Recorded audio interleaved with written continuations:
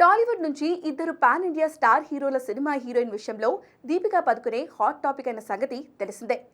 ప్రభాస్ సందీప్ రెడ్డి కాంబోలో తెరకెక్కిన స్పిరిట్ మూవీలో ముందుగా దీపికా పదుకునేనే హీరోయిన్ గా తీసుకోవాలి అనుకున్నారు. కానీ అమ్మడు పలు కండిషన్స్ తో పాటు భారీ రెమ్యునరేషన్ డిమాండ్ చేసింది. అంతేకాదు స్పిరిట్ కథను లీక్ చేసేసింది. ఇది సందీప్ కు నచ్చలేదు. దీంతో వెంటనే తృప్తి డ్రిమీని హీరోయిన్ గా అనౌన్స్ చేశాడు. ఈ విషయంలో దీపిక పెద్దగా రెస్పాండ్ అవ్వలేదు. కానీ అల్లు అర్జున్ సినిమా ఓకే చేసి స్పిరిట్ కు సవాల్ విసిరినట్టుగా అయింది.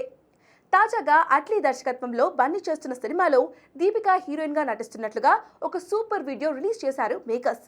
ఇందులో దీపిక క్యారెక్టర్ సూపర్ ఉమెన్ గా ఉండబోతున్నట్లుగా హింట్ ఇచ్చారు. ఈ నేపథ్యంలో దీపిక ఎంచుకున్న సినిమాలో ఏది కరెక్ట్ అనే చర్చ మొదలయ్యింది.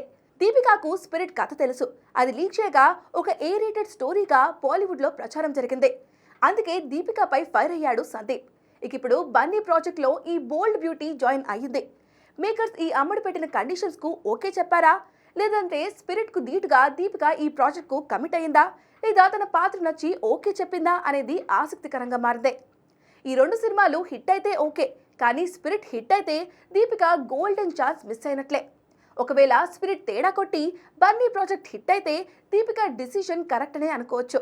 కాబట్టి దీపిక డిసిషన్ రైటా రాంగ్ అనేది తెలియాలి అంటే ఈ సినిమాలు రిలీజ్ అయ్యే వరకు వెయిట్ చేయాల్సిందే.